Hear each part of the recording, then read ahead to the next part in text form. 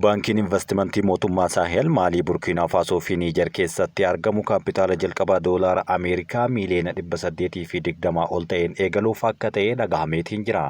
Kabajamtootaa fi jaalatamtoota hordoftoota keenyaa oduu keenya kan biyya keessaaf biyya alaa sa'aatii isin biraan geenyurra geenyeetii kan nuti jiru. Biyya ollaa keenyaa kan taate Keeniyaa keessatti pirezidaantii Wiiliyaam Ruutoon haasaa osoo taasisaa jiranii kopheedhaan mataa keessa dhahamuun haasaa yookaan mata duree dubbii guyyaa har'aa ta'uun ooleetii kan inni jiru. Doonaald J. Tiraamp fiilmiiwwan kan Ameerikaa hin taane irra qaraxa dhibba ramadeetii kan inni jiru. Oduu biraatis qabanneetiin jirra hanga xumuraattiin waliin akka turtanis naffeerra. Baankiin investimentii mootummaa Saahel Maalii, Burkiinaa Faasoo fi Niijer keessatti argamu kaapitaala jalqabaa doolaara Ameerikaa miiliyoona 820 ol ta'een eegaluuf akka ta'e dubbatameeti kan inni jiru. Kuni kan ta'e biyya fonqolcha mootummaatiin mootummoota ciccimoo hundeeffatte keessatti yoo ta'u, Konfedereeshiniin biyyoota Saahel CSS baankii Konfedereeshinii investimentii fi misoomaa ibsa yeroo godhetti bilisummaa diinagdee fiduudhaaf tarkaanfii guddaa fudhadheera jedheera. Dhaabbanni faayinaansii haaraan kun kaapitaala jalqabaa firaankii CFA biliyoona 500 tilmaamaan doolaara Ameerikaa miiliyoona 820 kan jalqabu yoo ta'u, kunis piroojeektoota bu'uuraalee misoomaa fi misooma ijoo Maalii, Burkiinaa Faasoo fi Niijer keessatti hojjetaman maallaqaan gargaaruudhaaf kan dandeessisudha. Murteen kun kan murtaa'e walga'ii sadarkaa ol aanaa Baamaakootti masaraa Kaawolaa baatti kan dursaa ta'an pirezidaantii Maalii Jeneraal Asimi Gooyitaan geggeeffame irratti kan raggaasisedha. Ministeerri Dinagdee fi Faayinaansii Alhusaanii Saanuu baankichi bu'uuraalee misoomaa tarsiimoo maallaqaa garaagaraa yookaan kan walitti qabamee fi namoota kana gargaaruu daldala guddisuu fi jalqabbii diinagdee waloo guddisuudhaaf meeshaa cimaa akka ta'u jajanii jiran. Baankiin CSS piroojeektoota geejjibaa, anniisaa qonnaa fi industirii faayinaansii gochuudhaan ida'amuu diinagdee naannoo fi guddina itti fufiinsa qabu guddaa akka tahee fi yeroo ammaa gara fuulduraattis guddisuudhaaf karoorfachuu isaanii walgahii kana irratti dubbateetii kan inni jiru. Kaayyoon isaa guddaan ammoo keessa tokko biyyoonni miseensa ta'an hirkattummaa dhaabbilee faayinaansii idil addunyaa irratti qaban hir'isuu fi murtoo diinagdee walabaa ta'e murteessuudhaaf kan tahee fi akkasumas yeroo garagaraatti liqaa biyyoota lixaa irraa fudhatamanii fi kanneen waggaadhaa waggaatti akka gabroonfataatti ilaalaman of irraa hambisuuf akka tahes ifa godhaniitiin jiran. Biyyoonni sadeen kunneen daangaa waloo kan qooddatan yommuu ta'u, walta'iinsa tokko ijaaruudhaan CSS jechuun erga moggaasanii booda miseensota waraanaa keessaa kan bahan mootummoonni isaanii yeroo ammaa kana sadarkaa addunyaattis mata duree dubbii ta'uudhaan dubbatamaatii kan isaan jiran. Namoonni pirezidaantii Wiiliyaam Ruutoo irratti kophee darbatan shakkaman jedhan 3 to'atamuun dhagahame. Pirezidaantiin Keeniyaa Wiiliyaam Ruutoo dhimma qaala'insa jireenyaa ilaalchisuudhaan dilbata kaleessaa jiraattotaaf osoo haasaa taasisanii hirmaattota keessaa tokko kopheetti darbatuun viidiyoon agarsiisu miidiyaalee hawaasaa gubbatti qoodamuudhaan kaleessarraa jalqabe oduu dubbii tahee oolaa tureera.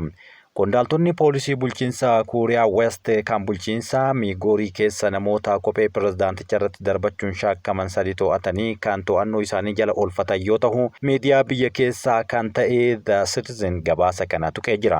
Qondaalli nageenyaaf maqaan isaa akka hin himne dhokate tokko akka jedhetti qorannoon itti fufee jiraachuu fi shakkamtoonni dabalataa barbaadamaa akka jiranis dubbatameera. Itti dabaluudhaanis qorannoowwan jalqabaa akka agarsiisanitti taateen kun siyaasaan kan kahe ta'uu akka daawwannaa pirezidaantichaa dura kan karoorfame ta'uu akka hin oolle shakkii isaanii dubbataniitiin jiru. Pirezidaantonni yeroo haasaa isaaniitti hubamuu yookaan dhahamuu waan baratamaa yoo ta'u, biyya Faransaayitti waggoota dura pirezidaantii Faransaay ta'uudhaan filatamanii erga hojii isaanii geggeessuu jalqabanii yeroo isaan dirree irratti haasaa taasisan akka kabalamanis viidiyoo mul'isee ture. Haa ta'u malee Imaanu'eel Maakroon nama isa kabale kanaa osoo homaayyuu hin godhin irra darbuufiin dhagahamee ture. Kun osoo kanaan jiru pirezidaantii Wiiliyaam Ruutoo yeroo ammaa kana kopheen dhahamuu hordofee maaltu akka namoota kana mudatu hanga ammaatti wanti beekame tokkollee kan hin jirredha. Mootummaan Chaad loltoonni Faransaay biyyattii gadi lakkisanii akka bahan ajaja dabarse. Pirezidaantii Chaad Mahammad Deebii loltoonni Faransaay hundi isaanii tokkollee osoo hin hafne biyya isaanii gadhiisanii akka bahan ajaja dabarseetiin jira. Pirezidaantiin Chaad Mahammad Dabaayii kaapiteenii Burkiinaa Faasoo Tiraawuree waliin walta'iinsa qaban akka armaan gadii kanatti ibsuudhaan ibsa miidiyaalee biyyattiitii fi rogeessota garagaraatti himaniitiin jiru. Pirezidaantiin Burkiinaa Faasoo Ibraahim Tiraaworeen obboleessa kiyya, obboleessa qofa osoo hin taane waahila kiyya jechuunis dubbatee jira. Kuni ta'ee Pirezidaant Tiraaworee waliin yeroo marii garaagaraa taasifnetti biyyattii keenya keessatti liqaa biyyoota alaa akkasumas deeggarsa biyyoota alaa kan nu hin barbaachifnee fi biyyoonni nu keessa jiran guutumaan guututti akka bahan irratti waliigalleetiin jirra jechuun dubbatanii jiran. Humni ittisaa Israa'el waraana Gaazaa babal'isuudhaaf loltoota eeggattoota waamuu eegalee jira.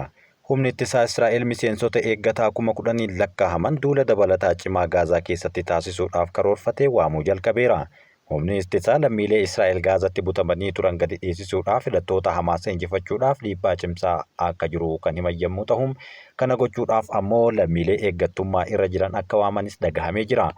Garuu qeeqxonni akka jedhanitti xumura dhukaasa dhaabuu hordofee duulli dhiheenyaa kana raawwatame hidhattoota gadi lakkisiisuu dadhabuu ibsuudhaan gaheen muummee ministeera Israa'el Benjaamin Netanyaahuu wal dhabdee kana keessatti qaban irratti gaafii cimaa kaasee jira. Karoora kanaan waraanni naannoo haaraatti akka babal'atu yookaan akka bobba'uun bu'uuraalee misoomaa lafarrattii fi lafa keessatti argaman hunda barbadeessa jedhamee sodaatamee jira. Kaabineen nageenyaa Israa'el dilbata walga'ii yeroo geggeeffamu duula dabalataa waraanaa kana ni raggaasisa jedhamee kan eeggamudha. Garuu hanga torbee dhufuu Pirezidaant Doonaald Tiraamp naannichatti imala taasisaniin booda akka hin taane gabaasni kun kan mul'isu yommuu ta'u, mariin idil-addunyaa waliigaltee dhukaasa dhaabuu haaraa irra gahuu fi namoota butamanii hafan 59 Hamaas qabatanii turan gadi lakkisiisuu akka hin dandeenye yoo ibsan isaan keessaa 24 akka lubbuun jiran hanga ammaatti kan amanamudha. Erga Israa'el bitootessa 18 haleellaa ishee deebitee jalqabde as namoonni Israa'el booji'an tokkollee akka gadi hin dhiifamne dubbatame yoo ta'u, ergasii as Israa'el naannoo Gaazaa keessatti lola bal'aa qabattee lammiilee Gaazaa 100,000 lakkaa'aman deebiftee buqqiftee kaan ammoo ajjeesuu itti fufteerti. Duulli waraanaa Israa'el Gaazaa keessatti gaggeeffamaa turtee fi gaggeessaa jirtu gargaarsa hundaa ol ji'oota 2 oliif ugguruu ishee Hamaas irratti dhiibbaa uumuudhaaf kan kaayyeeffate akka ta'e dubbatama. Haa ta'u malee lammiileen Gaazaa keessa jiran 1,000 lakkaa'aman hanga ammaatti nyaataa fi dhugaatii dhabanii akka rakkachaa jiranis kan dubbatamuu fi gargaarsi namoomaa tokkollee ceehee biyya isaanii keessa seenaa akka hin jirre dubbatama. Dhaabbileen gargaarsaa Gaazaa keessatti hanqinni nyaataa, hanqinni bishaanii fi akkasumas qoricha hamaa mudatee jira jechuudhaan gabaasa guyyaa guyyaadhaan yoo dhiheessan, gochi Israa'el imaammata Filisxiinota beela'uu fi yakka waraanaa ta'uu ibsanii jiru. Israa'el garuu himannaa kana guutumaa guututti kan haaltu yommuu ta'u, karoorri isheen qabdu ammoo Hamaas rakkoon kun akka isa mudatu jechuudhaan kan dubbattudha.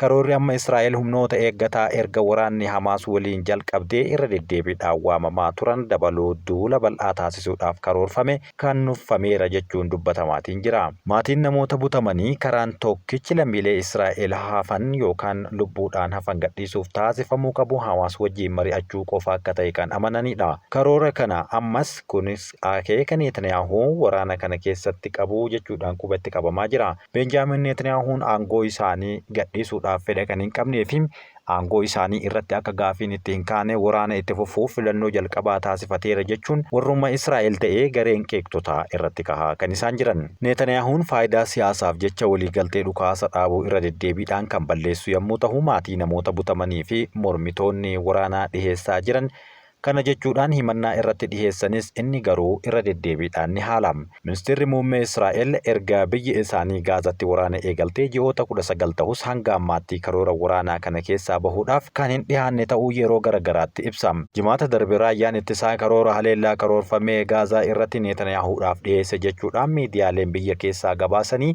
dhiheenya kanas aktiivistoonni 1,000 lakkaa'aman mallattoo walitti qabuudhaan mootummaan Netaniyaahuu lola kana akka dhaabuu fi namoota butaman akka hiikaman mari'achuu irratti akka xiyyeeffatu waamicha dhiheessanii turan. Hiriirri nagahaa waraanni kun akka dhaabbatu gaafatus sanbata galgala magaalota Israa'el garaagaraa keessatti gaggeeffamuu jalqabe. Haati ilmi ishee ammallee Gaazaa keessatti ugguramee jiru hiriira kana irratti hirmaattee waraanni hin barbaachifne jechuudhaan sagalee ol kaastee dubbatteerti.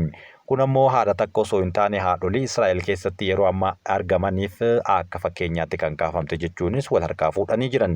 Waraanni Israa'el dirbata kaleessaa loltoonni 2 Gaazaa keessatti ajjeefamuu kan ibse yommuu ta'u, guyyaa guyyaadhaan waraanni gama Israa'eliinis akka ajjeefamuu ifa godhuu jalqabee jira. Dilbata ganama finciltoonni Yaman irraan deeggaraman misaa'ila buufata xiyyaaraa guddicha Israa'el Ben Gurion irratti dhukaasuudhaan naannoo buufata xiyyaaraatti kufee kan barbadeesse ta'us ifa godhamaati kan inni ture. Keessattuu miidiyaaleen gurguddoon addunyaa kanneen akka Aljazeeraa dubbii kana guyyaa guutuu kan irra oolan yommuu ta'u, Israa'el ammoo haaloo nan baha jechuudhaan dhaadatteerti. Netaniyaahuun kana kan dubbatan yommuu ta'u, haaloo bahuun keenya itti fufa jechuudhaan dubbatee jira. Huutiin karoora haaraa Gaazaa haleeluudhaaf qabduuf deebii kennuudhaaf buufata xiyyaaraa irratti xiyyeeffachuun Israa'elitti uggura qilleensaa akka taasifamu kan godhan irra deddeebiidhaan akeekkachiisaa ture. Guyyaa kaleessaa garuu naaf milkaa'eera jechuun dubbateera. Gaazatti ministeerri fayyaa Hamaasiin geggeeffamu dilbata kaleessaa akka beeksisetti sa'aatii 24 darban qofa keessatti namoonni 40 ta'an du'uu fi 125 kan ta'an ammoo madaa'aniiru jedhe. Israa'el dhiibbaan waraanaa Hamaas irratti godhamu namoota 59 butamanii jiran bilisa baasuudhaaf gargaara jettee kan yaadduudha. Israa'el Gaazaa keessatti duula waraanaa bal'aa eegaltee erga waraanaa Hamaas irratti yookaan Hamaas Israa'el irratti onkololeessa 7 bara 2023 raawwateen namoota 1,200 ajjeesee namoota 251 butee deemee booda waraanichi kan itti fufee fi garuu hanga ammaatti namoonni 60,000 olitti siqan gama tokko qofa akka ajjeefamanis gabaasaaleen garaagaraa ni baasu. Ministeerri fayyaa Gaazaa erga waraanni Gaazatti jalqabee lammiileen Filisxeem Gaazaa qofa keessa jiraatan 52,500 fi 35 ol du'uu kan ibse yommuu ta'u, kanneen keessaa 2,436 kan ajjeefaman Israa'el Gaazatti haleellaa ishee deebiftee erga eegaltee booda ta'uu kana ifa godhaniiti kan isaan jiran. Lakkoofsi kun sirrii ta'uu fi sirrii ta'uu dhabuu isaa hanga ammaatti wanti beekame kan hin jirre yommuu ta'u, qorannoon bilisaa yoo geggeeffame lakkoofsi namoota du'anii kanaa ol ta'uu akka danda'u dhaabbanni biyyoota gamtoomanii yeroo garaagaraatti ibsa isaa kan baasaa turedha. Doonaald Tiraamp marsaa sadaffaadhaaf dorgomuuf fedhii akka hin qabne ibse. Pirezidaantiin Ameerikaa Doonaald Tiraamp marsaa pirezidaantummaa sadaffaadhaaf dorgomuuf yaadaa jiru jedhamu kan haale yommuu ta'u, tarkaanfiin kun heera mootummaa Ameerikaatiin kan dhorkame akka ta'e hayyuun biyyattii irratti walii galanii jiru.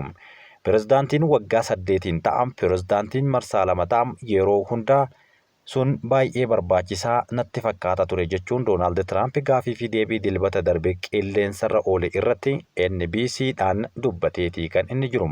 Maanguddoon ganna 78 kun kanaan dura pirezidaantii Ameerikaa ta'uudhaan marsaa sadaffaaf yookaan afuraffaadhaaf illee tajaajiluudhaaf barbaaduu isaanii qoosaa akka hin taane dubbatanii turan. Haa ta'u malee haasaa guyyaa kaleessaa taasisan kanaan kana kufaa godhanii jiru.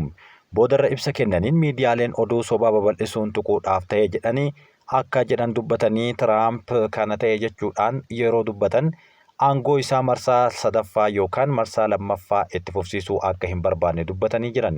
Marsaa lammaffaa yeroo ammaa kana amajjii bara 2029 erga xumuramee booda aangoo irra turuudhaaf barbaaduu danda'u jedhamee tilmaamamuun xiinxalli kun sirrii miti jechuun kuffisaniiti kan isaan jiran.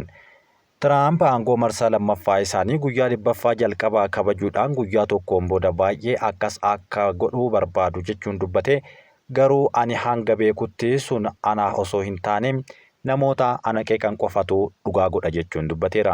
Itti dabaluun namoonni kana haasahaa turan bara 2028 kan gurguran baay'eetu jira jechuun gara isaaniitti quba qabu jalqabe.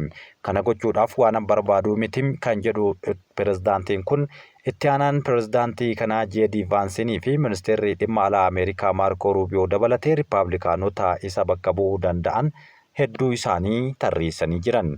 Fooyya'insi heera mootummaa waggaa 22ffaan namni kamuu yeroo lamaa ol pirezidaantummaadhaaf akka hin filamne kan qabu yommuu ta'u, heera mootummaa sana jijjiiruudhaaf ammoo miseensota seeneetiitiif mana maree bakka bu'oota uummataa harka 3 keessaa harka 2 deeggaramu akkasumas mootummoota bulchiinsota isteetii irraa harka 4 keessaa harka 3 caalaa argachuu akka qaban kan dhigeessuudha.